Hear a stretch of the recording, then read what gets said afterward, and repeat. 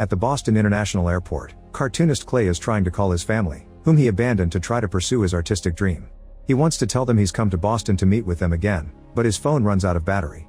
All the power outlets are being used by people, so Clay has to use a payphone to call his ex-wife. Suddenly most people in the airport begin squirming and groaning in pain while still holding their phones against their heads, including people with headphones or Bluetooth headsets. A horrible noise screeches in their ears and soon they start frothing at the mouth before transforming into zombies, causing them to attack the few unaffected people. As violence and chaos take over the airport, Clay sees a zombie attacking a young girl and hits him to save her. There's a guy feeding on a dog, others falling off the second floor, and a girl who steals a phone to call 911 only to start mutating as well. Clay watches how the girl crashes against the wall and a restaurant cook uses his knife to kill people, so he uses his portfolio to defend himself before kicking the zombie down. Then a few guards finally show up and start shooting the zombies down, so Clay shares his conclusion. Only people who talked on their phones have mutated, so the guards shouldn't use theirs to call for backup. Things continue to get worse as the guards fire whoever gets in the way, so Clay tries hiding among the seats while outside two planes collide in the air, causing them to crash right into the building with a big explosion. Thankfully Clay manages to run away just in time and takes the escalator to reach the underground, but two creatures come after him and jump, causing him to fall to the ground on a pile of squirming zombies. Suddenly a worker comes off the train and almost kills Clay, but another guy stops him by pointing out that Clay isn't a zombie. Both men drag Clay into the train with other survivors and he warns them about the phones, but they explain that they can't receive a signal down here anyway. Train conductor Tom also points out that the power has been shut down and therefore the train isn't working, so they'll have to walk through the tunnels to escape. Most of the survivors are too afraid to wander around, so Tom and Clay leave with Mike. They walk for a while until they see light from the exit, where a few people are standing by. The group wonders if they're zombies or humans, but before they can check, a zombie comes out of hiding and immediately kills Mike. Clay immediately attacks the zombie and pushes him away, but the noise gets the attention of the zombies by the exit, who come after them. Then Tom finds some stairs, so he and Clay quickly start climbing up toward a manhole while kicking the zombies that try to grab their legs. A zombie almost manages to follow them out, but they work together to push him down and close the manhole, which they then block with a dumpster. Afterward they rush to Clay's home, where they find the door destroyed and the neighbors dead in the corridors. Once they reach Clay's apartment, Tom notices all of Clay's creepy art on the walls. The landline phone isn't working so Clay borrows Tom's to warn his family, but the reply comes back all scrambled. Tom tells him to put the phone in the freezer to make the battery last longer. Later in the evening, the duo is sharing a drink when they suddenly hear someone banging on the door. Clay carefully opens it to find Alice, the upstairs neighbor.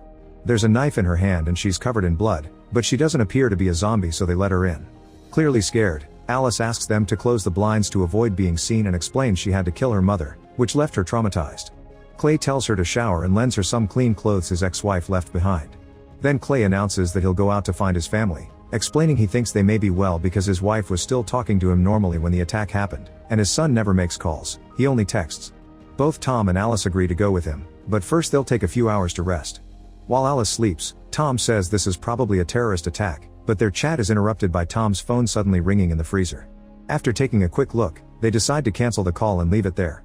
In the morning, they look out the window and notice there are hundreds of zombies in the streets, which reminds Alice of a flock of birds. After grabbing some objects they can use as weapons, the trio leaves the apartment and immediately sees a crowd of zombies nearby. At that moment a couple passes by on a motorbike and the zombies quickly go after them, giving the trio a chance to escape unnoticed. While crossing the suburbs, they see a house with signs that indicate the owners have tons of guns. They decide to break in and are careful to look around, but they don't see anyone until Alice finds a bunch of bodies in the basement. The trio takes the opportunity to gather every gun they can find, but before they leave, Alice notices a young boy petting a dog on a swing in the backyard. Worried, they go to check on him, but as soon as they talk the boy turns around and snarls, proving he's a zombie. Tom immediately shoots him, only for a bunch of zombies to suddenly appear in the woods behind the house and begin running towards them. The trio opens fire, slowing down the zombies as they run away. The bullets aren't enough to stop the zombies from chasing them, so the trio keeps running through the woods, which causes many dumb zombies to crash into trees or trip on branches. But even with a broken leg, the zombies still keep moving. The trio tries to shoot them down again, but more zombies keep showing up, so the group runs to the lake and hides under a boat. When the zombies reach the lake too, they look at the sunset and open their mouths to emit a horrible screeching noise that sounds like a phone signal. Then they just walk away. The trio discusses what just happened and concludes the zombies are programmed to stop at sunset. Tom wonders how the zombies knew where they were so quickly and realizes that they learned their location when the boy saw them, meaning they share a hive mind. Afterward the group keeps traveling for an entire day. When night falls again, they suddenly hear some music and follow it to find an academy building, where they're welcomed by student Jordan and headmaster Charles. They say they'll be fine as long as the music plays and show them what they mean by taking the trio to the sports field, where all the zombies are lying down together while music comes out of their phones and their mouths. Charles proves they won't wake up by stabbing a zombie in the leg and points out that these creatures work as one for the good of the group. He even calls it the next stage of human evolution, but he worries about the zombies possibly realizing they don't need to sleep. It's obvious that they need to kill all these zombies before they wake up, so Charles suggests spraying them with gasoline and burning them down while they're still asleep. Tom and Clay get into a truck and start to spray the gasoline all over the field of bodies, driving over them as if they were grass. Once the truck is out, Charles sets them on fire with a flaming arrow and the group watches the zombies burn, but a few start waking up so they have to shoot them down. At that moment the flames follow a trail of gasoline into the truck and cause it to explode, killing Charles in the process. Jordan has a breakdown and Clay has to comfort him. Sensing a feeling of rage coming from the burning bodies, the group decides to leave the academy. After wandering around for a while, they find an empty drive-in theater to hide in during the daylight. Tom prays for their future and the group goes to sleep, but Clay hears a weird noise coming from the bathroom. When he goes to check, he's shocked to find a zombified Raggedy Man getting busy with his ex-wife.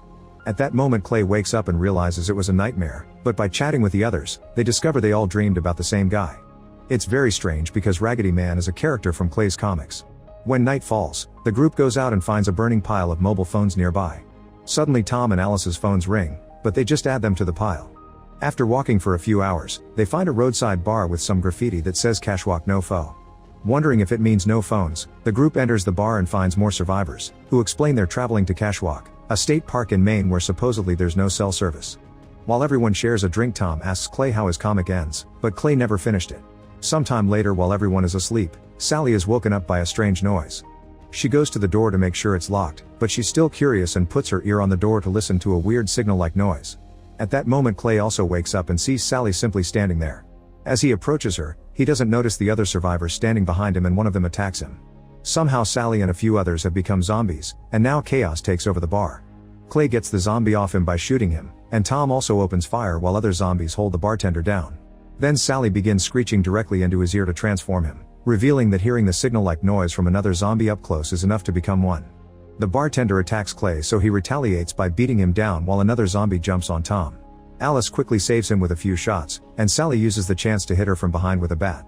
Tom immediately kills Sally, who was the last zombie standing, then the group rushes to cover a bleeding Alice with blankets. They take her outside so she can see the sunlight one last time, and Alice soon dies. After burying their friend, Tom, Clay, and Jordan keep on traveling, unaware that the Raggedy Man watches them from afar. A few hours later, they encounter a campsite with Ray and Denise, who claim to be zombie killers. They already tried Cashwalk, but it turns out the no-phone zone is a lie. The park used to be that way, but when they built a casino in the area last year, they also put up a cell phone tower. Ray and Denise have also had dreams of the Raggedy Man, and Ray thinks killing him will defeat all the zombies. The duo also reveals that they have captured Denise's zombified brother and use him as an alarm. He usually keeps quiet but starts acting up when other zombies are approaching. At that moment the brother starts moving and repeating "Are you coming home?" using the voice of Clay's son. When Clay removes the hood from his face, the zombie even says "Hi Dad" in the kid's voice, so Tom shoots him in the head before he can transmit their location to others. Afterward they all escape in Ray's ice cream truck, but after a few hours of driving, Ray stops the truck and goes into the forest. Clay follows him and hears Ray say that he's seeing the Raggedy Man everywhere, refusing to believe it may be a hallucination caused by his lack of sleep. Deciding it's too late for him, Ray announces he gives up and throws a cell phone to Clay, explaining that when the time comes he should call the number on the slip. Then he tells Clay to step away and activates an explosive to end his pain. Sometime later, the group arrives at Clay's house. When he looks inside, he doesn't see anyone, but he does find a message on the fridge left by his son explaining his mom became a zombie so he went to Cashwalk. Frustrated, Clay kicks down some furniture before checking the attic, where he opens the door and is suddenly attacked by the Raggedy Man. Clay struggles against the zombie's hits and can barely defend himself, but then Tom arrives and drags the creature away. The zombie starts attacking Tom instead, so Clay uses the chance to retaliate and begins beating the zombie up with a piece of wood. Soon Tom joins him and adds a few shots until the zombie is finally dead. When the zombie's hood falls, Clay is devastated to realize this isn't Raggedy Man, it's his ex-wife. Afterward Clay begins considering using Ray's phone and Tom checks the truck to discover that's packed with explosives, meaning the number on the slip activates them. Clay decides to go to Cashwalk even if it's too dangerous because he wants to find his kid, so he gives Tom, Denise, and Jordan the keys to his wife's car so they can leave for Canada. He also gives Jordan some spray paint, asking him to paint the group's initials on the side of the road every couple miles so he can reunite with them later. After saying goodbye to his friends, Clay drives off in the truck and doesn't stop even when he sees survivors asking for help by the road. Eventually he makes it to the phone tower in Kashwak and is shocked to see the thousands of zombies marching in a circle around it. Clay pushes through them with the truck and they don't even react, allowing him to reach the center of the circle and find the Raggedy Man. With no hesitation, Clay speeds up and hits him with the truck before coming out and shooting him until he has no bullets left. Suddenly Clay hears his son's voice echoing in the area and asking him to come home. A desperate Clay joins the crowd and begins beating down zombies, but it's impossible to find the kid among these many bodies. Eventually he falls and almost gets trampled on, so he has to crawl out of the crowd and back to the center. Giving up, Clay takes out Ray's phone and gets ready to activate the explosives, but at that moment his son appears in front of him. Clay immediately hugs him, yet the kid doesn't react, and now all the zombies including the Raggedy Man are opening their mouths to make the signal-like sound. The child soon joins them, so Clay hugs him again and finally sets the bombs off, causing a huge explosion that brings down the phone tower. Sometime later, Clay and his son are walking toward Canada while following the graffiti left by Jordan. However, this turns out to be a hallucination, and the real Clay is actually another zombie in the horde marching around the tower. Make sure to subscribe and turn on notifications so you can watch more videos like this. Thanks for watching.